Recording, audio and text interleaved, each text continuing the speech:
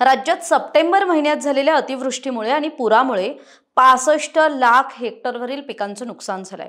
अनेक ठिकाणी जमिनी खरवडून गेल्यात, काही शेतकरी मृत पावले, जनावरं दगावली, घरांमध्ये पाणी शिरलं, अनेकांचे संसार वाहून गेले। त्यामुळे शेतकरी अक्षरशः देशोधडीला लागलाय।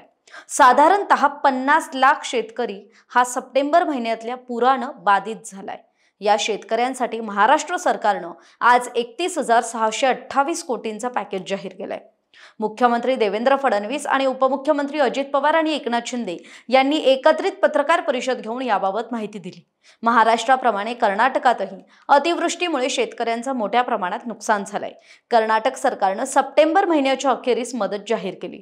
कर्नाटकच्या तुलनेत महाराष्ट्रानं नेमकी किती मदत केली हे पाहणं सुद्धा महत्त्वाचं असणार आहे।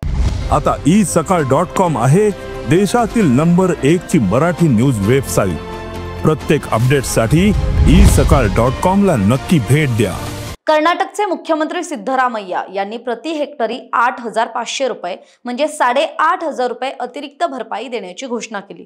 ही मदत NDRFच्या नियमांपेक्षा दुप्पट आहे। राज्यातल्या कलबुर्गी, बिदर, विजयपुरा, यादगिरी या भागांमध्ये अतिवृष्टी झाली होती। त्यामुळे कर्नाटकच्या मुख्यमंत्र्यांनी हवाई सर्वेक्षण करून मदत देण्याचं आश्वासन दिलं होतं।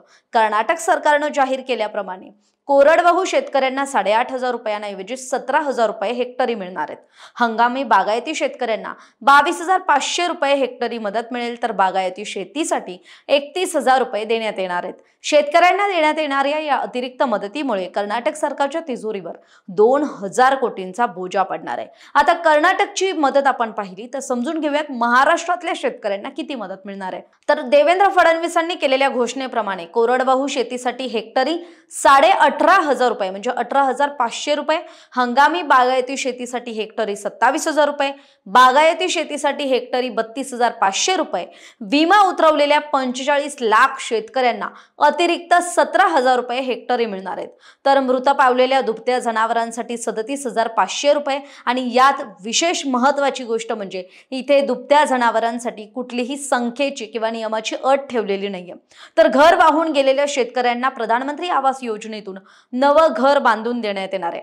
पुढील रब्बी पिकांसाठी 100% शेतकऱ्यांना 10,000 रुपये अतिरिक्त अनुदान देण्यात येणार आहे। शेतकऱ्यांच्या खात्यात पैसे पडण्यासाठी कालावधी काय असेल तर कालावधी हा लागू शकतो, परंतु जी मदत थेट होणार आहे ती दिवाळीपूर्वी होऊ शकते असा सरकारचा प्रयत्न असणार आहे। त्यामुळे शेवटी सांगायचं झालं तर कर्नाटक सरकारनं जाहीर केलेल्या मदतीपेक्षा महाराष्ट्र सरकारनं जाहीर केलेली मदत ही नक्कीच जास्त आहे। आपल्याला हा व्हिडिओ माहितीपर वाटला असेल तर जास्तीत जास्त शेअर करायला विसरू नका।